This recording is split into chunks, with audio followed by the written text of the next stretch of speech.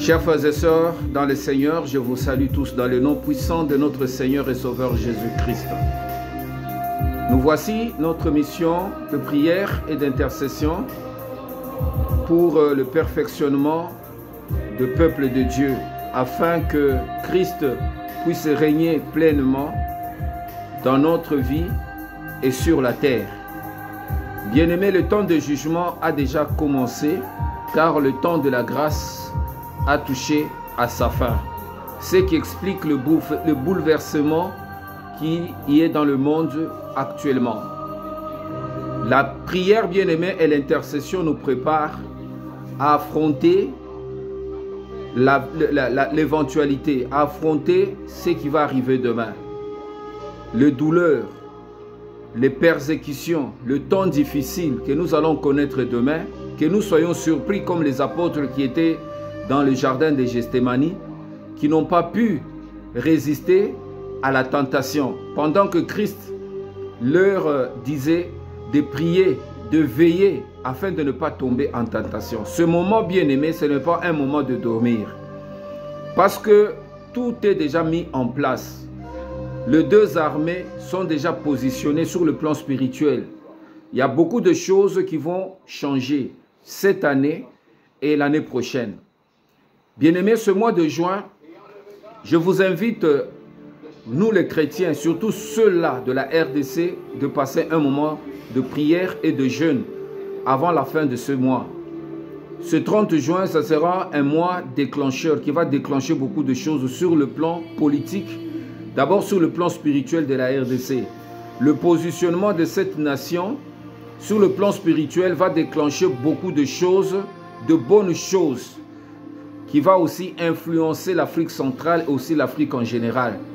Ça, c'est aussi des signes que Dieu est en train de montrer, parce que chaque fois que nous prions pour le Grand Congo, bien-aimés, nous sommes en train d'attirer la gloire de Dieu dans cette nation et dans ce monde. Et cette gloire, bien-aimée, Dieu prend place. Christ prend forme.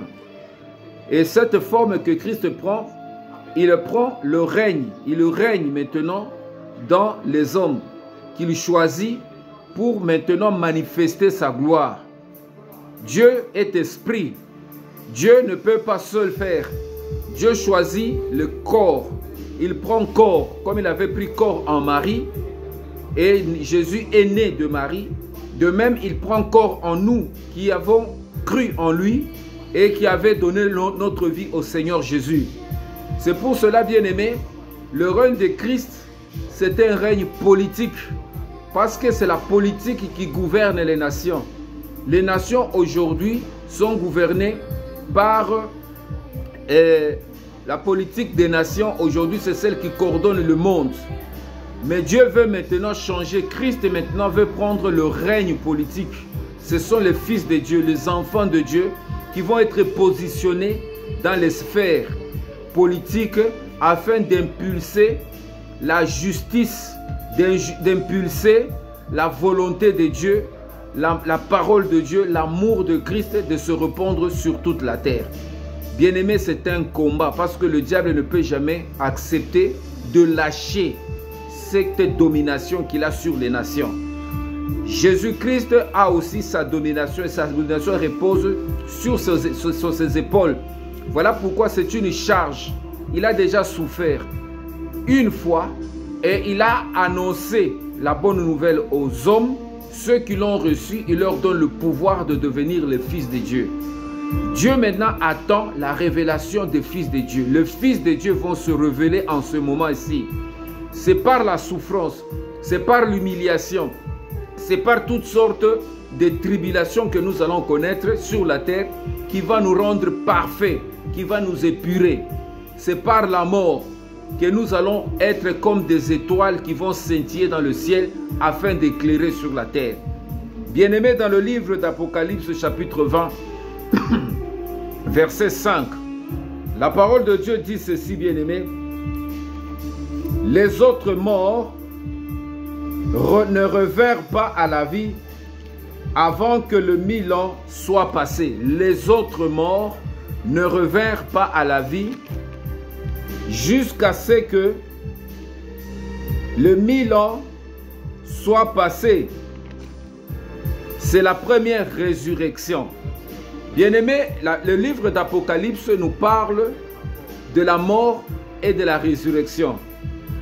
La première résurrection, bien-aimés, elle est donnée à ceux-là. Les autres morts ne revinrent pas à la vie avant que le 1000 ans soit passé. Qui sont les autres morts? Les autres morts, bien-aimés, c'est les nations. Les autres morts, c'est les gens qui n'ont pas encore connu Jésus. Les gens qui sont morts dans le péché. C'est qu'il y a une catégorie de gens qui ont eu part à la première résurrection. La première résurrection, c'est lorsque Christ a vaincu le diable par la guerre de l'Armageddon. Là où les deux armées, l'armée de Jésus et l'armée du dragon, vont s'affronter dans un lieu qu'on appelle Armageddon. Christ va vaincre le diable. Christ va enchaîner le diable, c'est-à-dire l'ange qui est descendu du ciel avec une grande chaîne, avec une clé. Il a enchaîné le diable et il l'a jeté dans ce puits qu'on appelle l'abîme pendant 1000 ans. Pendant 1000 ans, il y aura maintenant ceux-là qui avaient été décapités à cause du nom de Jésus, qui ont été morts, qui ont été tués. C'est-à-dire les martyrs de Jésus, parmi lesquels il y a Jean qu'on avait troué les yeux, qu'on avait mis sur l'île de Patmos. Il y a Pierre, qu'on avait renversé sa croix, la tête en bas et les pieds en haut, qu'on avait tué. Il y a Étienne qu'on avait lapidé. Il y a Paul qu'on avait tué. Il y a les apôtres qu'on avait tués, ceux qu'on avait sciés, les autres qu'on avait mis dans l'huile bouillante. C'est ce qu'on appelle les martyrs. Il y a les prophètes qui sont morts. Jean-Baptiste a été décapité dans la prison. On a coupé sa tête. Toutes ces personnes-là, bien-aimées, ce sont des gens qui vont être ressuscités, qui vont connaître ce qu'on appelle la première résurrection, qui vont régner avec Jésus pendant 1000 ans. Ce sont ces personnes qu'on va appeler, qui vont être appelés les prêtres, les rois et les juges. Ce sont eux qui vont juger les autres morts qui vont ressusciter après 1000 ans. Donc la résurrection, bien-aimée, de mort va se passer en 2 temps. Voilà pourquoi la Bible nous dit, heureux ceux qui auront part à la première résurrection. Qui auront part à la première résurrection? C'est cette catégorie des immaculés, des gens qui n'ont pas fléchi les genoux devant Satan, ni devant la bête, qui n'ont pas la marque de la bête sur leur front et sur leurs mains, qui ont refusé d'adorer la bête, ni sa marque. Bien aimé, la bête, c'est la politique mondiale qui dirige le monde aujourd'hui. C'est ce système mondial qui coordonne le monde et l'humanité. Il y a des gens qui ont connu le Seigneur, qui connaissent Dieu, qui vont refuser de fléchir les genoux devant la bête, ni d'adorer son image. L'image de la bête, elle est inscrite dans tous les billets de banque. Il y a des gens qui sont les adorateurs de l'argent, parce que l'argent, quand vous voyez dans tout l'argent, même Jésus avait dit, lorsqu'on lui avait dit de payer l'impôt à César, Jésus a dit, donnez-moi l'effigie, une pièce de monnaie. Il a posé la question, de qui est cette effigie? On l'a répondu, de César. C'est ça la marque. César représente l'autorité politique et qui est inscrit, son image est inscrite sur une pièce de monnaie ou sur les billets de banque. Tous les billets de banque du monde ont des inscriptions, ont des marques de la bête là-dedans. En commençant par les dollars, les euros, les francs CFA, les francs congolais, tous les billets du banque du monde, le franc suisse, le franc anglais, américain, je ne sais pas quel canadien, tous les billets de banque qui représentent les monnaies de banque sont toujours des inscriptions de la bête là-dedans. Parce que c'est la bête, l'inscription de la bête qui dirige ce qu'on appelle le monde financier qui est appelé par maman.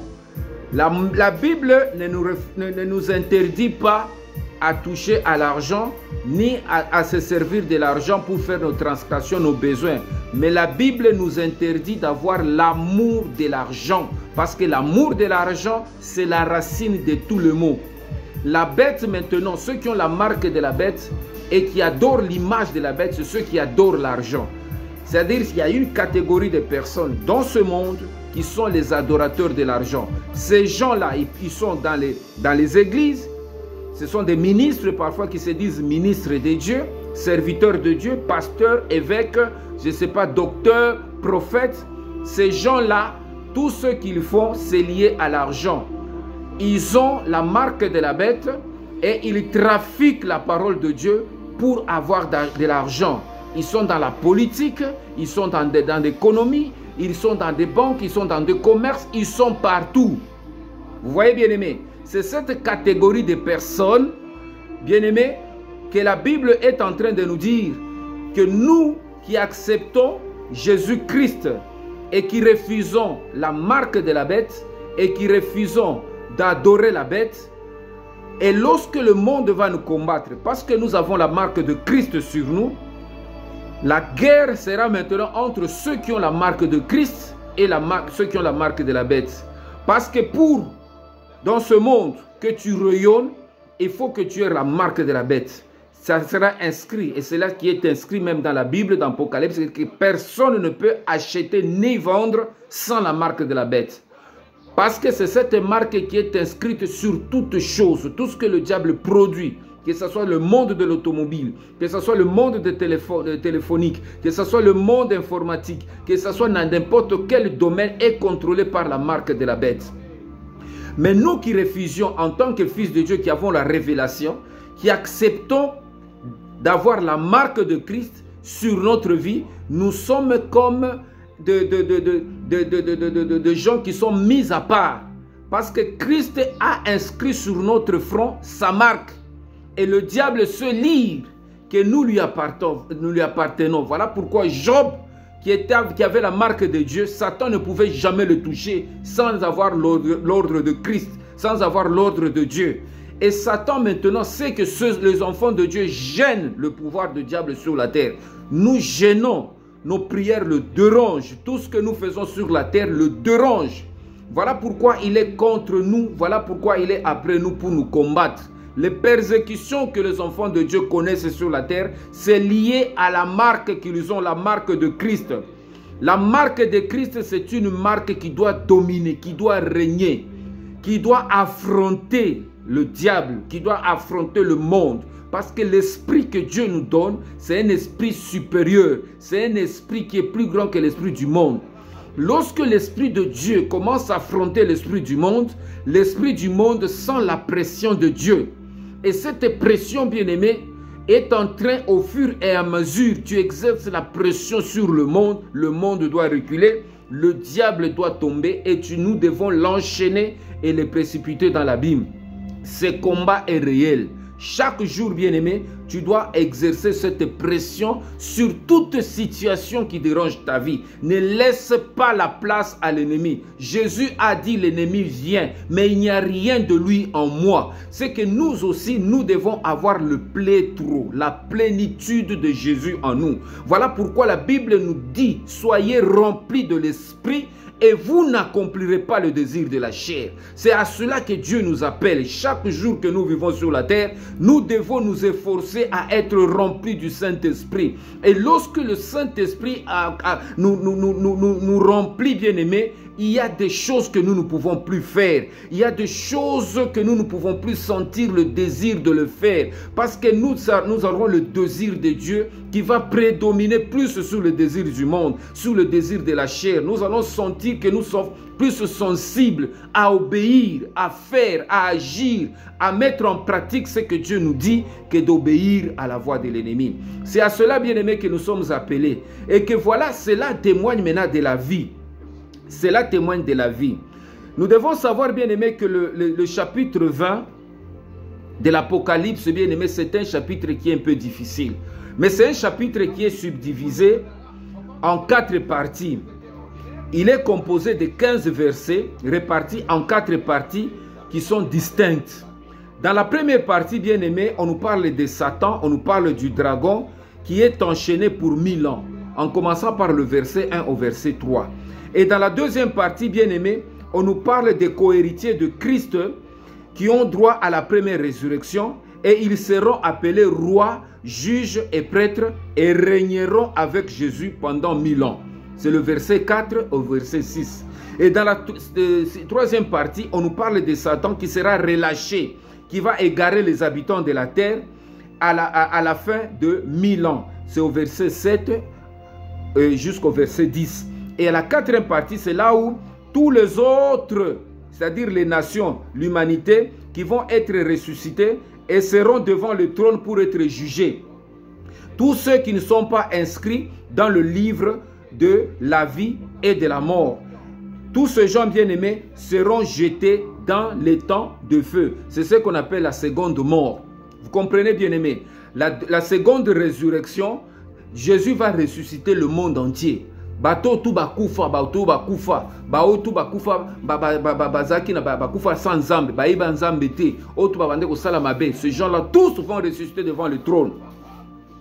Donc, bien-aimé, l'Apocalypse chapitre 20, versets 4 à 6, nous enseigne que les rois, les prêtres et les juges vont régner 1000 ans avec Jésus-Christ, car ils ont démontré leur fidélité jusqu'à la mort. C'est-à-dire, bien-aimé, tant que nous vivons sur la terre, nous devons montrer notre fidélité jusqu'à la mort. Lorsque nous nous engageons dans la voie du Seigneur, il ne faut pas que ce soit un engagement temporaire. Tu marches tantôt bien, tantôt mal. Parce que la vie et la mort est liée à notre marche au quotidien et à chaque minute. Nous vivons ou nous mourons. Lorsque nous mettons en pratique la parole de Dieu, nous vivons. Lorsque nous cessons de mettre en pratique la parole de Dieu, nous mourrons. C'est que, bien aimé, il y a les gens qui sont comme des bébés, qui naissent et qui meurent en même temps, qui naissent et qui meurent en même temps. Nous ne devons pas avoir une vie décadente. Nous devons avoir une vie maintenant stable, une vie vraiment qui est motivée par jusqu'au bout. Voilà pourquoi lorsque, bien aimé, nous acceptons Christ, il faut avoir ce qu'on appelle la force de tenir Christ jusqu'au bout. C'est la fidélité. Dieu aime des gens fidèles. Dieu n'aime pas des gens qui le matin se lèvent, ils font autre chose, le soir ils font autre chose, le matin, un jour suivant il faut ceci, d'autres jours il faut cela. Non, non.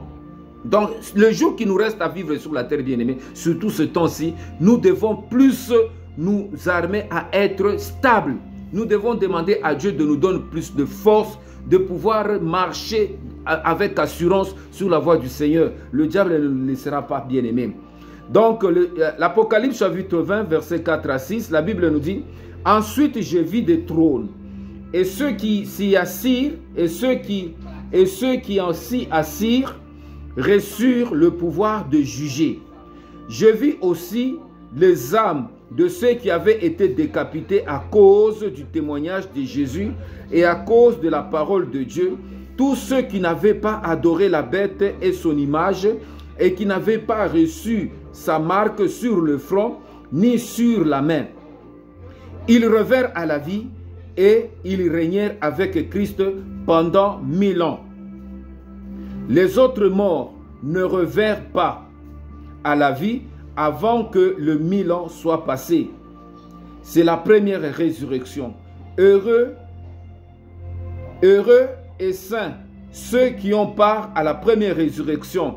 La seconde mort n'a pas le pouvoir sur eux, mais ils seront prêtres de Dieu et de Christ et régneront avec lui pendant 1000 ans. Ici, bien-aimé, lorsque tu meurs dans le Seigneur, selon les critères que Dieu nous donne, c'est que la seconde mort n'aura plus de pouvoir sur nous. On ne peut pas mourir deux fois. Selon le plan de Dieu, lorsque tu as déjà remporté cette victoire, c'est fini. Tu règnes maintenant avec Christ. Tu rentres dans le millénaire. Il est très important, bien-aimé, de considérer cela. Parce que c'est une bataille. Notre vie, elle est temporaire sur cette terre. Notre vie, bien-aimé, c'est une vie qui doit s'arrêter un jour. Mais nous devons souffrir une fois. Mais nous ne devons pas souffrir indéfiniment. Si nous souffrons une fois, bien-aimé, sur cette terre, c'est pour que dans le siècle à venir, nous puissions régner avec Christ. C'est ce qui doit être inscrit dans notre mentalité. La première résurrection, bien-aimé, concerne les élus, ce qu'on appelle les martyrs de Jésus. La première résurrection concerne les élus. Bien-aimé, les martyrs. Nous sommes les martyrs parce que nous sommes martyrisés chaque jour. lorsque nous souffrons à cause de Jésus, lorsque la Bible nous dit nous sommes heureux le pauvre en esprit, lorsqu'on nous persécute, lorsqu'on nous outrage, lorsqu'on dit toutes sortes de mal sur nous à cause de Jésus, nous sommes des martyrs. Lorsque nous acceptons de souffrir à cause de Jésus, nous sommes des martyrs. Mais lorsque nous persévérons jusqu'à la fin de notre vie, nous allons faire partie de cette première catégorie qui vont régner avec Christ pendant 1000 ans. Bien-aimés, les nations, les secondes résurrections sont toutes les nations, les langues, les tribus, les peuples, dès qu'on appelle l'humanité tout entière. Ceux-ci ne régneront pas avec Christ pendant 1000 ans sur la terre. Comprenez, il y a une catégorie de gens qui vont régner avec Christ pendant 1000 ans. Mais l'autre catégorie vont continuer à mourir, rester dans leur tombeau, dans le séjour de mort, pendant qu'il y a les gens qui vont régner pendant 1000 ans. Les autres ne régneront pas. Ils vont attendre jusqu'à ce que le 1000 ans vont terminer. C'est après cela que Jésus va maintenant ressusciter l'humanité tout entière. Ça sera maintenant ce qu'on appelle la deuxième résurrection. Ce que nous devons savoir ici, bien aimés, c'est que la mort et la vie, c'est comme deux faces d'une seule médaille. Il y a une seule médaille qui, de l'autre côté, il y a la vie, de l'autre côté, il y a la mort. Ceux qui règnent avec Christ vivent, règnent avec Christ pendant 1000 ans. Ils sont en train de vivre, pendant que de l'autre face, il y a ceux qui meurent. C'est qu'il faut se trouver du bon côté de la face de la médaille. Il faut toujours faire un effort que tu te positionnes du bon côté de l'histoire avec Jésus. Parce que si tu es de l'autre côté de l'histoire avec le péché, bien aimé, tu vas finir mal. Nous devons, ce que je vous exhorte à vous, frères et sœurs, ne nous confions pas au temps présent. Le monde et ce qui entoure le monde, bien aimé, va passer un jour. Mais prions, donc combattons pendant que nous sommes encore en vie. Que notre vie sur terre ne soit pas inutile. Mais après la vie sur terre, bien aimé, que nous soyons récompensés dans l'au-delà. C'est ce qui va expliquer, bien aimé, que notre combat ne sera pas inutile. Au chapitre 20, du verset 6, nous dit ceci: heureux et saints ceux qui ont part à la première résurrection. La seconde mort n'a pas de pouvoir sur eux, mais ils seront prêtres de Dieu et de Christ et régneront avec lui pendant 1000 ans. C'est que la seconde mort, c'est pour ceux-là qui seront condamnés, jugés. Lorsqu'il y aura la résurrection de toute l'humanité, Jésus va juger les gens par rapport à ce qu'ils ont fait sur la terre, et ceux qui seront condamnés seront jetés dans les temps de feu, et Satan et tout le monde entier seront jetés, et les nations seront jetées dans les temps de feu. Toutes les structures de la terre, tous ceux qui contribuent à la destruction de la terre seront jetés dans les temps de feu. Bien-aimés, je vous encourage à pouvoir travailler. Travaillons, bien-aimés. Faisons ce que l'Éternel nous dit afin que nous puissions bénéficier de la première résurrection et de régner avec Christ 1000 ans. Les milléniums existent, bien-aimés, et nous allons régner avec Christ. Que Dieu vous bénisse. Nous allons prier le Seigneur. Seigneur Jésus, je te remercie. Seigneur Jésus, je te rends grâce à cause de ton nom, à cause de ta bonté, à cause de ta justice, à cause de ta sainteté, à cause de ta puissance, à cause de ton autorité, à cause de ta grandeur. Merci Seigneur pour la parole de Dieu qui nous éclaire. Heureux celui qui écoute la parole de Dieu et qui la met en pratique. Tu as dit dans ta parole que je suis le chemin, je suis la vérité et je suis la vie. Il n'y a pas de vie en dehors de toi, ô Jésus. Cette vie que le diable a détruite en Éden et que tu as ramenée à la croix par le pardon, par la grâce que tu nous as donnée, pour que quiconque qui entend ta voix vit, pour que quiconque qui entend ta voix soit ressuscité de la mort, du tombeau, et qu'il reçoive maintenant la vie, la véritable vie. Le péché amène la mort, car le péché conduit à la mort. Seigneur, je prie que le Saint-Esprit nous donne la force d'enchaîner le péché qui nous conduit à la mort, de nous donner la force de combattre le péché, qui détruit notre vie, qui détruit nos pensées, qui détruit nos sentiments, qui détruit notre vie, Seigneur. Je prie pour quiconque, ô Éternel, ne sent pas la vie dans son cœur, ne sent pas la vie de Jésus, à cause de tristesse de ce monde, à cause de tribulations, à cause de problèmes qui l'accablent, des maladies, des situations difficiles. La vie a vaincu la mort. La vie a vaincu la mort. J'invoque l'esprit de vie. Que la vie maintenant pénètre les cœurs qui sont morts en ce moment à cause du péché. Que la vie maintenant ressuscite tous ceux qui sont dans le tombeau, dans le sépulcre du péché, qu'ils reviennent à la vie au nom de Jésus. Au nom de Jésus. Tous ceux qui sont dans le gouffre de l'abîme, tous les esprits qui sont engouffrés dans le ténèbre de la mort, maintenant que la lumière de Jésus qui incarne la parole qui est maintenant adressée puisse rentrer dans le profondeur de l'abîme, dans le profondeur de l'abîme et ressuscite les cœurs qui sont enchaînés par le péché. Seigneur, je prie pour ceux qui sont maintenant piégés par l'ennemi, par la sorcellerie, par l'envoûtement, par toutes sortes de stratagèmes du péché. Seigneur, tous ceux qui se sont enlacés à cause de leur cupidité, à cause de leur convoitise, ils ont vendu leur âme au diable. Maintenant, ils ne savent plus comment se libérer. Seigneur, que la puissance de la parole les délivre maintenant au nom de Jésus. Seigneur, tous ceux qui sont enlacés, qui sont enracinés dans le péché et qui ne savent plus comment faire, que la parole du Seigneur coupe le lien, dénoue tout lien, Seigneur, de la malédiction. Toute personne qui est sous le pouvoir de la malédiction, à cause de choses qu'il a fait, tu as dit dans ta parole que la prière du juste a une grande efficacité. Je prie, Seigneur, que tu pardonnes nos dirigeants, tous ceux qui ont part à la responsabilité sur les nations, sur nos nations, qui ont une part de responsabilité. Seigneur, qui ne glorifie pas ton nom, qui ne manifeste pas la justice.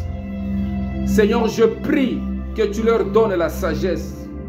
Je prie, Seigneur, pour toute personne qui a une sphère d'autorité et qui exerce mal l'autorité, qui est sous l'emprise de l'empire du mal, de puissance de ténèbres, et qui entend ce message et qui veut que la vie rentre dans son cœur. Seigneur, je prie pour le pardon de quiconque qui veut te recevoir, qui veut expérimenter ta vie, mais qui n'arrive pas parce qu'il est lié. Seigneur, je prie pour que tu dénoues le lien de la servitude, le lien de la mort, le lien de la honte. Maintenant, Seigneur, tous ceux qui sont emprisonnés dans la débauche, qui sont esclaves de l'impudicité, qui sont esclaves de meurtre, qui sont esclaves de l'idolâtrie, que la puissance de Jésus, la puissance de la croix puisse maintenant les libérer au nom de Jésus. Puisse les libérer au nom de Jésus. Tous ceux qui sont esclaves de la sorcellerie, qui sont envoûtés, qui sont détenus par des malédictions, conscientes ou inconscientes, héréditaires, maintenant à cause de la parole qui est annoncée ce matin, la vie a vaincu la mort. Que la vie pénètre maintenant toute la profondeur de leur vie et que les chaînes tombent au nom de Jésus. Que les portes de sépulcre de mort s'ouvrent et que leur vie soit libérée immédiatement au nom de Jésus. Que les liens de la mort soient coupés. Que la puissance de Jésus-Christ maintenant restaure tout ce qui a été détruit dans leur vie. Au nom de Jésus. Seigneur, libère notre nation de la mort économique, financière, sociale, de tous ceux qui tuent notre nation. La mort soit maintenant changée par la puissance de la vie. Que la vie rentre dans le cœur, dans les âmes. Que la vie rentre pour aimer notre nation, pour travailler, Seigneur. Pour tous les serviteurs de Dieu qui ont la marque de la bête, l'amour de l'argent, qui mettent l'argent devant toute chose. Seigneur, interviens maintenant. Que la puissance de Jésus juge ces nations, juge toutes ces structures qui détruisent la terre, qui détruisent le Congo et qui fait que les choses valent de pire en pire. Maintenant que la puissance de Christ détruise ceux qui détruisent nos vies, qui détruisent, Seigneur, toutes choses. Maintenant, Père éternel, que tu puisses positionner tes enfants dans la sphère des décisions, qu'ils puissent avoir maintenant l'autorité sur les nations. Merci Seigneur pour la grâce que tu répands maintenant dans notre vie. Je te remercie et je te rends grâce. Merci Saint-Esprit, que ton nom soit glorifié, que ton nom soit béni au nom de Jésus-Christ. Amen. Que Dieu vous bénisse, bien-aimés. Partagez aussi nos émissions dans vos statuts. Fait que l'écho puisse se repentir partout dans le nom puissant de Jésus. Amen.